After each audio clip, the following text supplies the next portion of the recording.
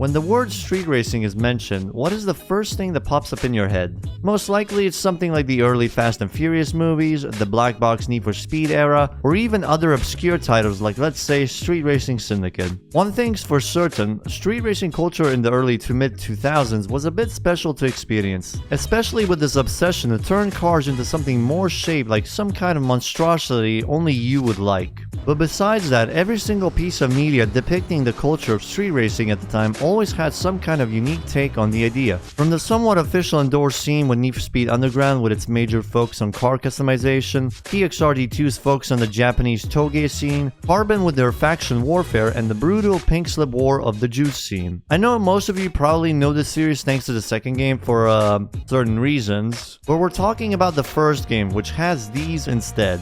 Just take your money.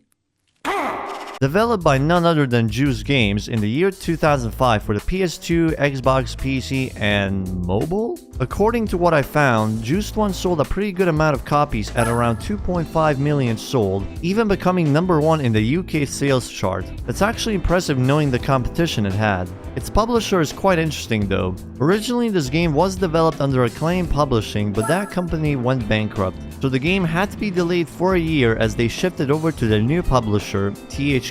And surprisingly, this game has a lot of things we've seen from its originator, the unreleased Lamborghini racing game, with the emphasis on betting for money and cars. I covered that in my manufacturer video, so go check it out if you're curious about what is essentially Juiced Zero. Without the whole hot import nights and the whole legal race experience from its sequel, this entire game takes place in a single location, Angel City. Judging by the name, it's definitely a fictional version of Los Angeles, divided into 8 different territories, each controlled by different crews. The driving physics of the game is, let's just say cars control weirdly and can be pretty janky even in a 4-wheel drive car, especially during rainy weather. And don't even get me started on the high-powered rear-wheel drive cars. You'll have to get used to it or else you're gonna have to deal with losing a lot of cash and even possibly your cars, which can be potentially run-ending for early game. Except the game doesn't really have an official game over screen, because whenever it detects that you either have no cars or no money, it will find a mysterious way of giving it back to you so you can continue.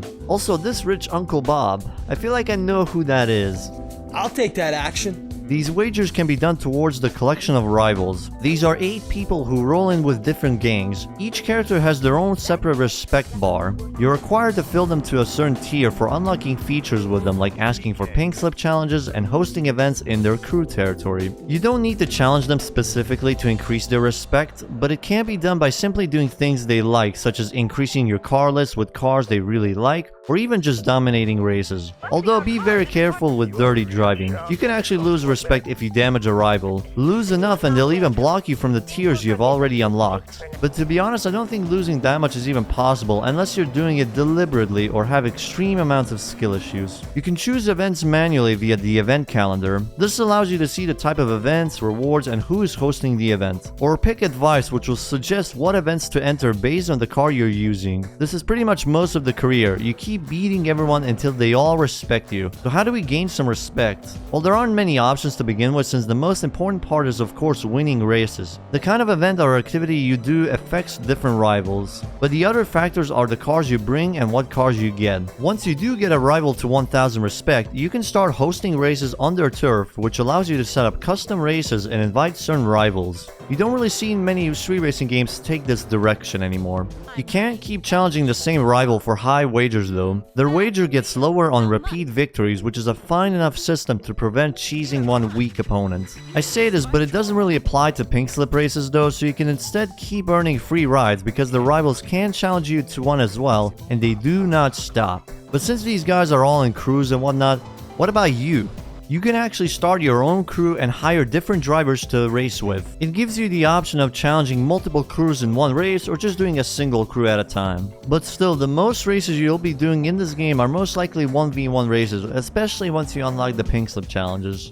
There are some extra events you could do for the rivals to gain some extra respect. Events such as speed challenge races, which is just you, the timer, and the speed target without anyone else on the track. There's quite a bit of show-off events where you just do whatever maneuver you can to gain a lot of points, time trial events, and etc.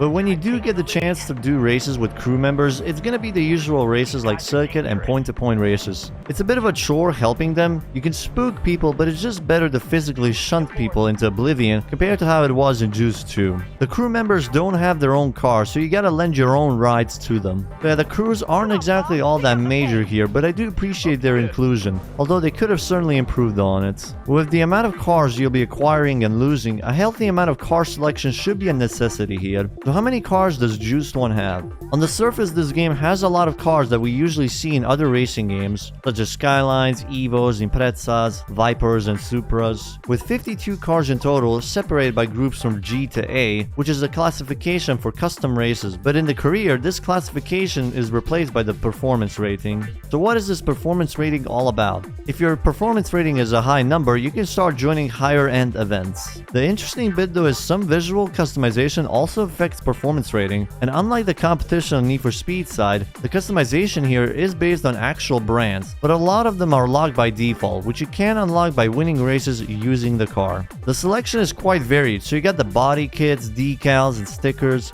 In the case you get a rival car though, you also get to keep their visual customization and change it around to your liking. While I can appreciate this game's track selection, it's probably where the game is at its weakest, besides the crew mechanic. Unlike Juice 2, taking place around the world, its predecessor doesn't really have the luxury of showing wildly different sceneries from different regions of the planet. Taking place in a fantasy version of LA, every bit of road to race on will most likely be the usual cityscape roads. The tracks themselves tend to be determined by whichever rival you're challenging, since remember, they own a piece of turf of the city, so they get to decide the environment you'll be racing them on. Overall, the tracks in the game are pretty alright. Its biggest problem is just how much you'll be repeating the same tracks if you ever decide to focus on one rival at a time, and it certainly doesn't help with how many copies of the same car you'll get further you go on the career. While luckily enough, there is a mode specifically designed to counter this problem. Just like a lot of mid-2000 racing games, Juice 1 features a second game mode called Arcade Mode, with its own set of progression. As the name suggests, you don't really have to worry about mechanics such as purchasing, upgrading, and betting. Each race will be a set race with a predetermined car and performance level. And if I have to be honest, this game mode is probably the best method to try out all of the cars the game has to offer.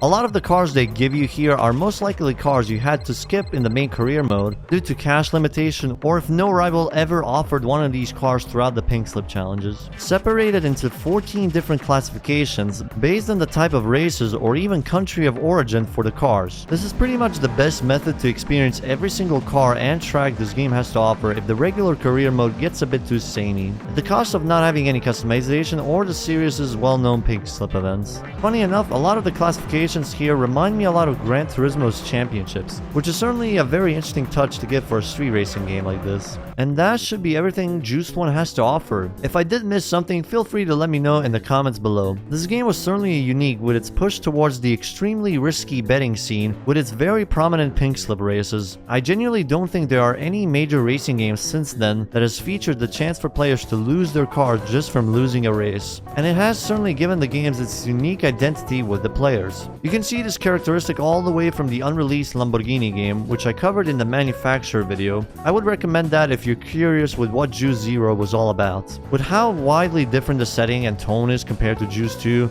both games make up for an equally unique experience just from this alone. So if you prefer a bit more rough and dirty illegal street racing vibe with a dash of gang warfare, then I would really recommend this game over its sequel. As for me, I really don't know which I prefer, to be honest, because I kinda like the option of a more unique and varied track environment this sequel provides.